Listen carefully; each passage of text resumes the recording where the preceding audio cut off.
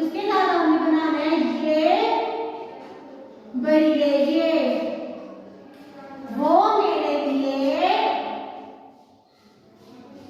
लामजेडी, ये बढ़िए, ये वो मेरे लिए अच्छे। अच्छे कैसे राइट करना है, करीब बनाएंगे।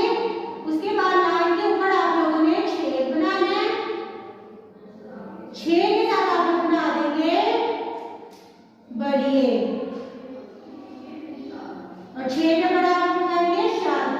और जिस वर्ड के ऊपर शब्द है उसका क्या मतलब आपको दो का पढ़ते हैं। अच्छे और छह करके, छह अच्छे वो मेरे लिए अच्छे। उसके बाद नीचे वाली लाइन में आप लोग दोबारा राइट करेंगे,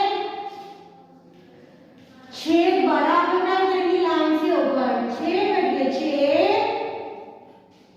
वो मेरे लिए अच्छे अच्छे। वन फिंगर की स्पेस देगा आप लोगों ने फल, फल में